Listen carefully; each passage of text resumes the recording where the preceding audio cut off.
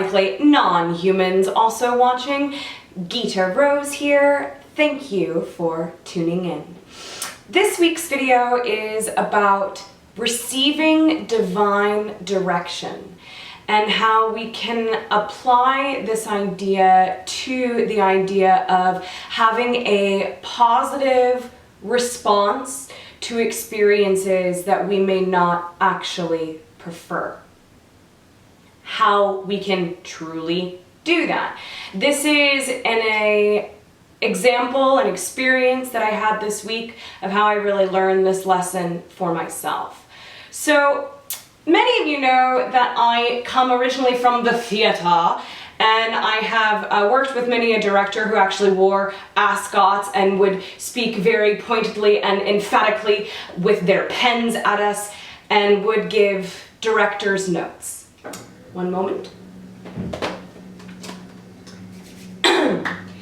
So I see experience as a type of show, as story, as being an actor playing a character in a show. This is how my brain is able to translate and give myself allegorical or metaphorical explanations for things that I can actually apply pragmatically in terms of a spiritual integration or ultimate ascension. So when we are in a theater show, when we are in a play, doing a movie, we see the entire scope of the character. As the actor, we know the beginning, the middle, and the end. And that gives us the roadmap for who this person is. It's, from my perspective, by knowing the entire arc of the character that we can then actually better become and embody that character, because it is their transitions, their transformations that give us clues into who they actually are. As a human in the show of life, that is the ultimate improv, we don't get that type of framework. We don't know our arc. We don't know where we are going. We know where we have been, but we're also knowing how malleable that really is. We are remembering this, and we are in a different type of structure of how we are truly playing and becoming ourselves in a new collective. So it can be challenging in times to not know in ways who we are, even to know how to play ourselves, because we are in such this really beautiful time of re-emphasizing our belief structures and knowing that beliefs or ideas are stories. Sometimes, at least I know totally from my perspective, we don't even really have a sense of who we are to be able to play ourselves. And certainly when we're not given this larger story arc to know who this character is, because we're in it, we're becoming it, right? So in a theater show, a director will often give notes really after all rehearsals, but especially closer to opening night. And many times it's logistical blocking. You didn't mean to move here, the light's going to go down here, you need to be here. Other times, especially perhaps more in the early processes of helping the actor to find the character, they're going to give notes that push you in certain directions, that allow the actor to think about certain things that maybe they didn't see in the character before, are going to point out, you may have missed this. You may be missing this kind of crucial, fascinating, interesting part of this character. There's clues in this scenes. Look at it from perhaps a different way. A really good director isn't going to just tell the actor exactly what they need to do, because then it's going to come through kind of robotic. So they will be a bit cryptic, a bit tricky to say things in certain ways to allow the actor to really find and develop their own interpretation of what the director is seeing and what the director is desiring for this character to be for the larger show, right? So I had an experience last week where I had a gut-wrenching, heartbreaking scene to play that involved the current romantic love interest in my life not wanting to further explore dating me because of my belief structure. This has been a really long, epic, beautiful saga that I don't think is fully finished. And I will probably write novels about this and share it because it's been too much of a beautiful story to just kind of ramble out. But basically, we're in different realities and bring up challenges within ourselves that are too much for the people that we are right now. And it was gut-wrenching, like the saddest scene ever. And I had to allow myself to process this, to really feel the emotions, to play out the scene, to allow myself to respond organically in the circumstances, to allow myself to really be present in the scene and have my honest response to this experience, which entailed a lot of crying and a lot of falling into the future tripping of, oh, I'm never going to love anyone again, or how am I going to come out from this? I'm not excited about anything right now. Like really going into the depths of just allowing those emotions to spurge and move through me.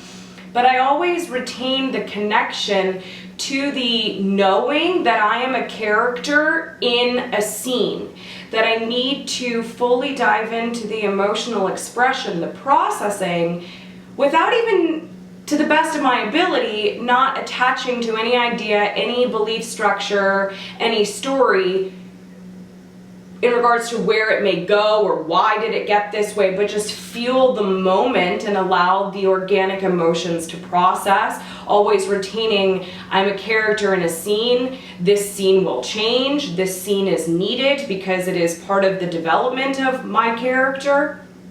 So I went through that really deeply. And even that moment is then staying in a preferred vibration of positivity, of integration. We're more so perhaps at a neutral space of just being the vessel for the emotions to move through us without needing to identify the belief structure, just be in the emotion. That right there is an extremely positive relationship to a circumstance that we don't prefer, feeling the organic emotions but not getting caught in this negative spiral. Like stay on the stage, stay in the awareness that like you're playing out an experience. That right there is extremely positive. Then it took me a few days and I started actually logically thinking about what this person, this mirror, reflected to me. Seeing him as a part of the divine play. Being my counterpart in a scene, my castmate in a scene, also in ways the audience, and also in ways the director, helping to give my actor notes so that I can better play the character. Remembering that we don't have the arc, we don't know where this character is going to go, we don't know where the character needs to go for the greater, larger story.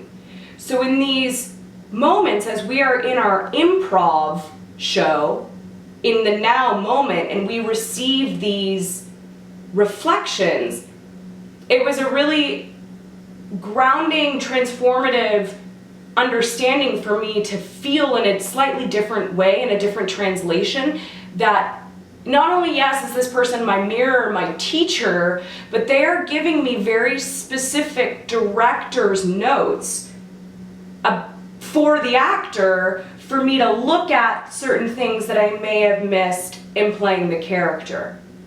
In particular, this person reflected to me a bit of a hole that I have in terms of a pragmatic view of our consensus reality.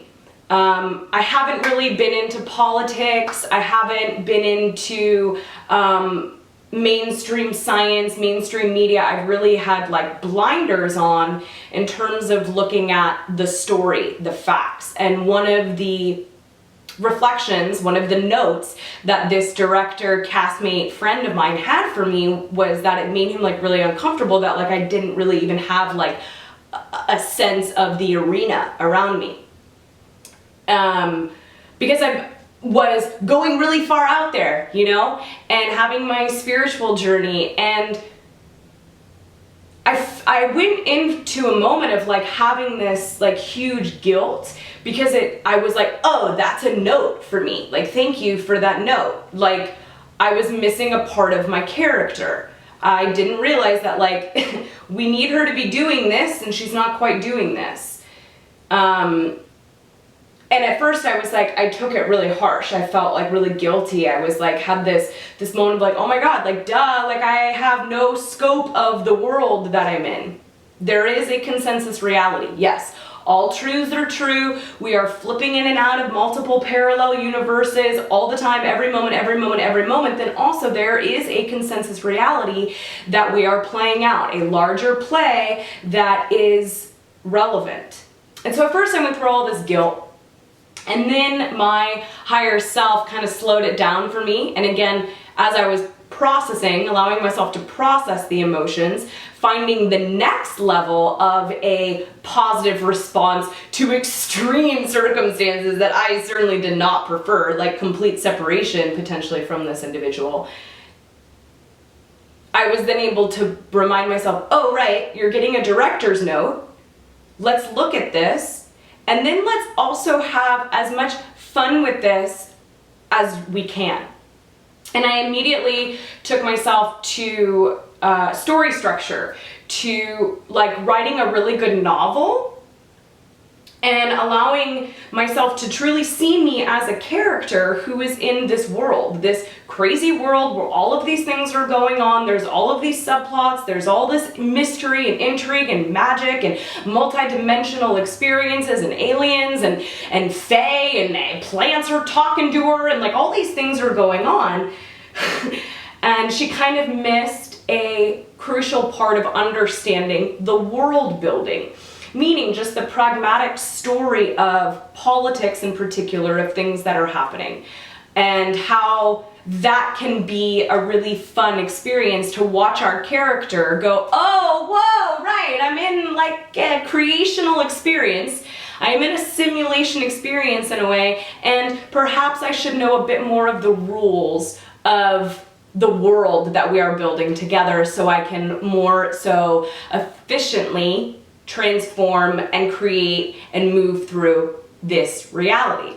And that was really fun for me to be like, oh, cool, like story structure, of course, like an innate aspect of our beings. Like, so when we are in those moments of getting reflections and really perhaps heartbreaking, challenging scenarios that we do not prefer, this is one example, perhaps, of how we can begin to fully restructure our perspectives and to see things in a slightly different,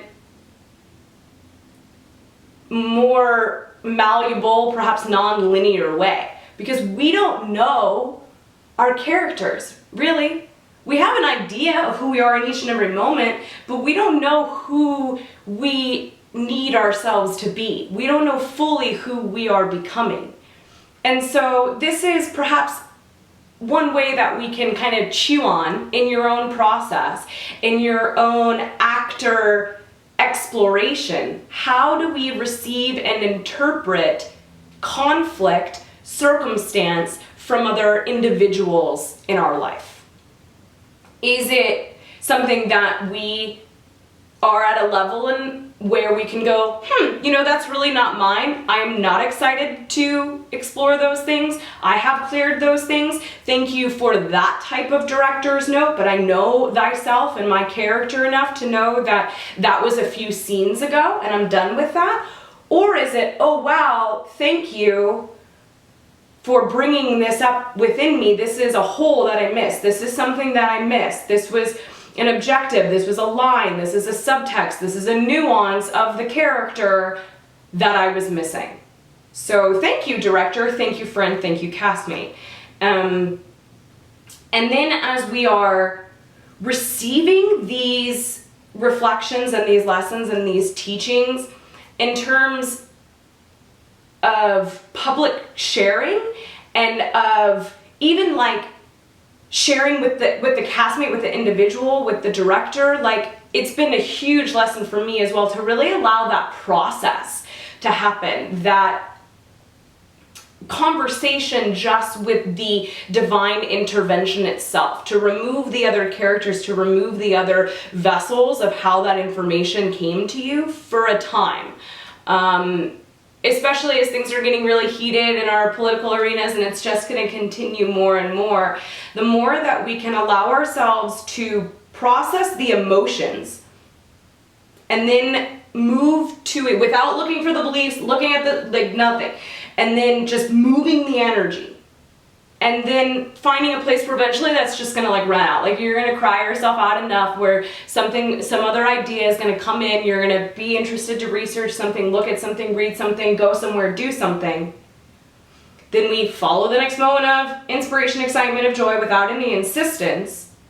And then from there, I think it's far easier to, and what I'm really excited about now, is looking at the structure, looking at the stories, looking at the consensus reality, the best unbiased news sources that we can find, and look at what is the most likely, the most probable consensus reality story. And then from there, we can begin to actually build our beliefs, to know more so who we are as our character, to take all of the information and find a balance between our emotions and our intellect, and not keep texting each other and spewing around all of our energy and like go for right away. Then you're committing to the belief, you're committing to how you're playing that line out, without it fully processing, and sometimes without us having the full understanding and scope of the story.